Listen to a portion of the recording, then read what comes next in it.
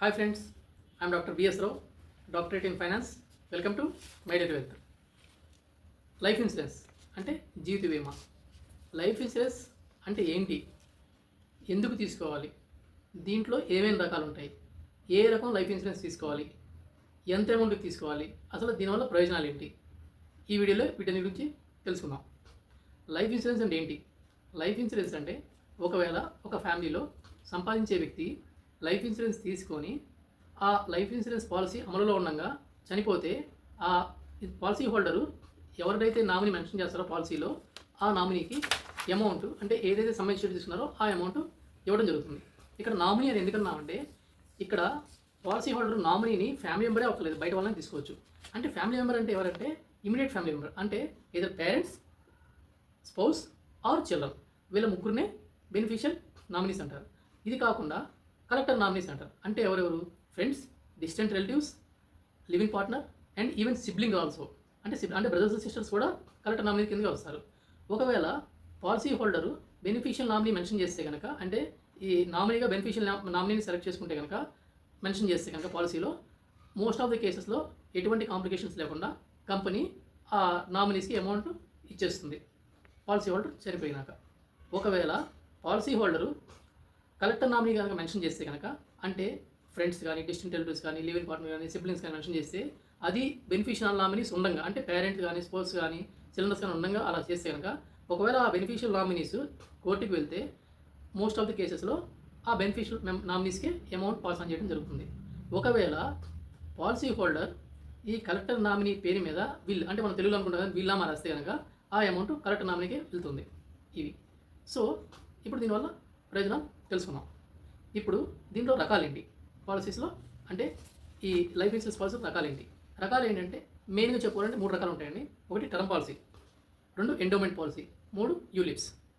Okay, అంటే money back policies కూడా ఉంటాయి, అవి కూడా ఒక రకంగా ఎండోమెంట్ పాలసీ లాంటివి. ఇక్కడ వీటి గురించి ఇంకొంచెం వివరంగా తెలుసుకుందాం. Term policy. ఈ టర్మ్ పాలసీ అంటే ఏంటంటే ఇక్కడ ఈ ఎవరైతే పాలసీ హోల్డర్ ఉంటారో ఆ పాలసీ హోల్డర్ కనుక చనిపోతే అంటే మెయిన్ బ్రెడ్ విన్నర్, అంటే ఏంటంటే ముఖ్యంగా సంపాదించే వ్యక్తి కనుక చనిపోతే ఆ ఫ్యామిలీ మెంబర్స్ అంటే వాళ్ళకి సంబంధించిన రెగ్యులర్ ఎక్స్పెన్సెస్ కానీ, వాళ్ళ పిల్లల ఎడ్యుకేషన్ గురించి కానీ, వాళ్ళ మ్యారేజ్ గురించి కానీ, ఇవన్నీ చాలా ఖర్చులు ఉంటాయి కదండి. ఇవన్నీ ఎవరు చూసుకుంటారు? ఎవరు చూసుకోవడానికి ఉండరు. కాబట్టి ఈ టర్మ్ పాలసీ తీసుకుంటే ఏంటంటే ఈ టర్మ్ పాలసీలో ఎక్కువ అమౌంట్ అనేది ఇన్సూరెన్స్ వస్తుంది, అది తక్కువ కాస్ట్లో. అంటే ఇక్కడ హై కవరేజ్ ఉంటుంది అండ్ హై ప్రొటెక్షన్ ఉంటుంది. హై ప్రొటెక్షన్ అట్ లో కాస్ట్, అండ్ ఇది ఎఫర్టబుల్గా కూడా ఉంటుంది. ఇక్కడ కాకపోతే ఏంటంటే ఇన్వెస్ట్మెంట్ కాంపోనెంట్ ఉండదు. అంటే ఇన్వెస్ట్మెంట్ కాంపోనెంట్ ఉండదు కాబట్టి ఓన్లీ ఇన్సూరెన్సే ఉంటుంది. అంటే కేవలం కవరేజ్ ఉంటుంది, అంటే లైఫ్ కవరేజ్ ఉంటుంది. దీనివల్ల ఏమవుతుందంటే మెచ్యూరిటీ అమౌంట్ అనేది అసలు ఏమీ రాదు. అంటే పాలసీ హోల్డరు 30 years కనుక ఆ పాలసీ తీసుకొని చనిపోయాడు అనుకోండి, ఈ పాలసీ అమల్లో ఉండగానే అప్పుడు ఇండివిజువల్కి, అంటే ఆ పాలసీ హోల్డర్ యొక్క నామినీస్కి అమౌంట్ ఇవ్వడం జరుగుతుంది.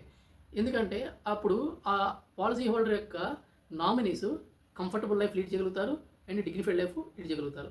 అంటే ఇక్కడ చాలా తక్కువ ఉంటుందండి ప్రీమియం కంపారిటివ్లీ. అండ్ నెక్స్ట్ది ఎండోమెంట్ పాలసీ. ఎండోమెంట్ పాలసీ తీసుకుంటే కనుక ఎండోమెంట్ పాలసీలో ఒకసారి పాలసీ హోల్డర్ చనిపోతూ వస్తుంది, లేదు అంటే మెచ్యూరిటీ ఎప్పుడు వస్తుంది. అంటే ఇక్కడ ఇన్వెస్ట్మెంట్ ఉంటుంది, సేవింగ్స్ అనే 2 కాంపోనెంట్స్ ఉంటాయి. అంటే ఒకవేళ పాలసీ హోల్డర్ చనిపోయినా, లేదు అంటే మెచ్యూరిటీ అయినా సరే, అంటే ఒక 30 years పాలసీ ఇస్తున్నాడు, ఆ 30 years అయిన తర్వాత ఇస్తారు. లేదంటే ఈ లోపల చనిపోతే కనుక ఎవరైతే నామినీ ఉన్నారో వాళ్ళకి ఆ మనీ ఇస్తారు. ఇక్కడ మనం ఇప్పుడు ఇది కాకుండా ఇక్కడ యూలిప్ అనేది ఇంకోటి అనుకున్నాం కదండి. థర్డ్ది యూలిప్ అంటే యూనిట్ లింక్డ్ ఇన్సూరెన్స్ ప్రోడక్ట్. అంటే ఇక్కడ అంటే స్టాక్ మార్కెట్ బేసిస్ మీద ఇది ఉంటుంది. అంటే ఇక్కడ కొంచెం రిస్క్ కాంపోనెంట్ ఉంటుంది, బట్ ఇక్కడ ఫ్లెక్సిబిలిటీ ఉంటుంది. ఫ్లెక్సిబిలిటీ ఏంటంటే ఇండివిజువల్, అంటే పాలసీ హోల్డరు ఈక్విటీ ఫండ్ అన్నా సెలెక్ట్ చేసుకోవచ్చు, డెట్ ఫండ్ అని సెలెక్ట్ చేసుకోవచ్చు, లేదంటే బ్యాలెన్స్ ఫండ్ అని సెలెక్ట్ చేసుకోవచ్చు. అంటే base on the risk appetite, అంటే పర్వాలేదు రిస్క్ తీసుకున్నా పర్వాలేదు, మనకి ఎక్కువ రిటర్న్స్ రావాలి అనే దృక్పథం ఉన్న వాళ్ళు దీనికి వెళ్తారు.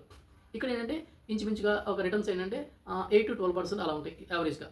అదే ఎండోమెంట్ తీసుకుంటే 6 to 8% అలా ఉంటుంది returns on an average.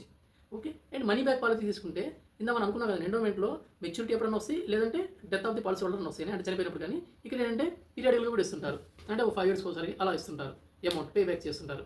Okay, ఇందా మనం అనుకున్నాం కదా యూలిప్లో ఏంటంటే ఆ ఫ్లెక్సిబిలిటీతో పాటు 5 years లాకింగ్ పీరియడ్ కూడా ఉంటుంది. ఇక్కడ మనం ముఖ్యంగా గమనించాల్సింది ఏంటంటే సపోజ్ ఒక 35 years ఉన్న పర్సన్ అంటే లైఫ్ ఇన్సూరెన్స్ తీసుకున్నాడు, అంటే టర్మ్ పాలసీ తీసుకున్నాడు అనుకున్నాం. అప్పుడు ప్రీమియం సుమారుగా 20,000 అవుతుంది. అంటే మంత్లీ మనం చూస్తున్నాం, అంటే ఈజీగా ఉంటుంది కంపేర్ చేసుకోవడానికి. సుమారుగా నెలకి 1500 పెడితే కనుక సుమారుగా నెలకి 1500 కనుక టర్మ్ పాలసీకి ఒక పాలసీ హోల్డర్ కనుక స్పెండ్ చేస్తే 1 crore కవరేజ్ వస్తుంది. అదే 1 crore కవరేజ్ ఎండోమెంట్ పాలసీలో కావాలి అంటే కనుక సుమారుగా 33,000 పెట్టాల్సి వస్తుంది నెలకి. నెలకి 33,000 పెడితే కానీ ఆ ఇండివిజువల్కి కవరేజ్ అనేది ఆ 1 crore వస్తుంది.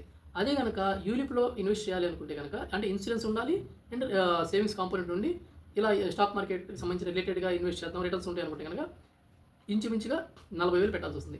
ఇక్కడ ఏంటంటే ఇన్సూరెన్స్ అనేది తీసుకున్నప్పుడు వాళ్ళు ఆలోచన ఎట్లా చేస్తారు, ఇన్ దేర్ అబ్సెన్స్ అంటే వాళ్ళు లేని పక్షులు అంటే వాళ్ళు చనిపోతే వాళ్ళ డిపెండెంట్స్ ఎవరైతే ఫ్యామిలీ మెంబర్స్ ఉన్నారో వాళ్ళు ఆర్థికంగా ఒక రక్షణ అంటే ఫైనాన్షియల్ సెక్యూరిటీ ఉండాలనే దృక్పథంతో ఇన్సూరెన్స్ తీసుకుంటారు కాబట్టి ఈ పాలసీస్ తీసుకుంటారు. ఇవేంటంటే ఒక 20 years 25 years 30 years అలా తీసుకుంటారు. ఇలా తీసుకునే టైంలో ఇప్పుడు మంత్లీ బైండింగ్ అయిపోతుంది అంటే మంత్లీ కట్టాలి. ఇవి ఈ టర్మ్ పాలసీ తీసుకున్నారు కొన్ని నెలకి 1,500 కట్టాలి. అది రిలేటివ్లీ కంఫర్టబుల్ అంటే ఎఫర్టబుల్గా ఉంటుంది 1,500 అంటే.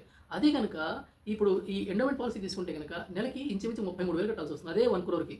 అది కనుక యూలిప్ తీసుకుంటే 40,000 కట్టాల్సి వస్తుంది. అంటే అది ఒక రకమైన బైండింగ్. ప్రతి నెల వచ్చే శాలరీలో ఇంత అమౌంట్ తీసి పక్కన పెట్టి కట్టాల్సి అవుతుంది. అది చాలా కష్టమవుతుంది. ఒకవేళ మన జాబ్ బ్రేక్ వచ్చినా బిజినెస్లో అప్స్ అండ్ డౌన్స్ ఉన్నా కష్టమవుతుంది. కాబట్టి ఒక పాలసీ తీసుకునే ముందే ఇవన్నీ ఆలోచించుకోవాలి. ఇక్కడ ఏంటంటే ముఖ్యంగా చెప్పొచ్చేది ఇన్సూరెన్స్ అనేది అది ఇన్వెస్ట్మెంట్తో లింక్ చేయకూడదండి. నా ఒపీనియన్ ఇన్సూరెన్స్ని ఇన్వెస్ట్మెంట్తో యాడ్ చేయకూడదు. ఇన్సూరెన్సే ఇన్వెస్ట్మెంటే. అదే కనుక ఏదన్నా సరే ఇండివిజువల్ ఒక పాలసీ తీసుకుందాం లైఫ్ ఇన్సూరెన్స్ అంటే ఒక టర్మ్ పాలసీ లాంటివి తీసుకొని అంటే తన మీద బైండింగ్ ఫ్యాక్టర్స్ తగ్గుతాయి. అంటే ఇంత నెలకి ఇంత సంపాదించాలి ఈ ఇన్సూరెన్స్ కోసమైనా అనే ఫ్యాక్టర్ రాదు.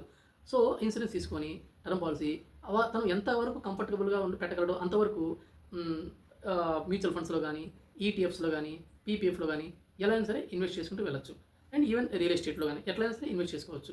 సో దీన్ని మీరు కంపేర్ చేసుకొని మీకు ఏది బెటరు అనేది ఆలోచించుకొని ఏ పాలసీ బెటర్ అనిపిస్తే ఆ పాలసీ తీసుకుంటాం.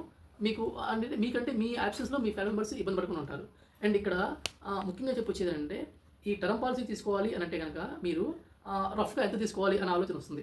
రఫ్లీ ఎంత తీసుకోవాలనే ఆలోచన వస్తే అది ఒక్కొక్కరు ఫైనాన్షియల్ రెస్పాన్సిబిలిటీస్ని బట్టి అది మారుతూ ఉంటుంది. అండ్ వాళ్ళ కాస్ట్ ఆఫ్ లివింగ్ బట్టి కూడా అది మారుతూ ఉంటుంది. కానీ ఆన్ యాన్ యావరేజ్ మనం ఇన్ఫ్లేషన్ దృష్టిలో పెట్టుకొని ప్లస్ ఇప్పుడు పాలసీ తీసుకున్న తర్వాత 30 years ఇస్తున్నారు అనుకోండి, ఒక 35 years ఉన్న అది వ్యక్తి 40 years అప్పుడు చనిపోవచ్చు, 45 అప్పుడు చనిపోవచ్చు, 55 అప్పుడు చనిపోవచ్చు, ఎప్పుడైనా చనిపోవచ్చు, చెప్పలేము, అసలు బతికి ఉండొచ్చు. కానీ ఆన్ యాన్ యావరేజ్ తీసుకుంటే 300 times ఆఫ్ మంత్లీ ఎక్స్పెన్సెస్ అంటే సపోజ్ మంత్లీ ఒక 30,000 మనకి రెగ్యులర్ ఎక్స్పెన్సెస్ అవుతాయి అని అనుకుందాం అనుకోండి. మంత్లీ 30,000 రూపీస్ రెగ్యులర్ ఎక్స్పెన్సెస్ అవుతాయి అంటే 300 into 30,000 అంటే 90 lakhs. అలా ఏదైతే మీకు మంత్లీ గడవడానికి ఎంత ఖర్చు అవుతాయి అని లెక్కేసుకుని దాన్ని ఇంటూ 300 వేసుకుంటే ఆ అమౌంట్ ఒక రఫ్గా ఒక ఇంచుమించుగా ఆ అమౌంట్ తీసుకుంటే కనుక పాలసీ హోల్డర్ యాబ్సెన్స్లో కూడా ఆయన family members comfortable life and వాళ్ళకి ఎటువంటి ఆర్థిక ఇబ్బందులు లేకుండా లైఫ్ లీడ్ చేయగలుగుతారు. సో పాలసీస్ అనేవి అంటే లైఫ్ ఇన్సూరెన్స్ పాలసీస్ అనేది చాలా ఎసెన్షియల్ అండి ఈ రోజుల్లో. కాబట్టి ఆలోచించుకొని మంచి పాలసీ తీసుకొని మీరు మానసిక ప్రశాంతత అనేది ఏర్పరచుకుంటారని, మీ యాబ్సెన్స్లో కూడా వాళ్ళు అంటే మీ డిపెండెంట్స్ ఎవరైతే ఉంటారో వాళ్ళు ఎటువంటి ఆర్థిక ఇబ్బందులు లేకుండా కంఫర్టబుల్గా అండ్ డిగ్నిఫైడ్ లీడ్ చేస్తారని మీరు గుర్తుంచుకొని సరైన పాలసీ ఆలోచించి తీసుకోండి. All the best.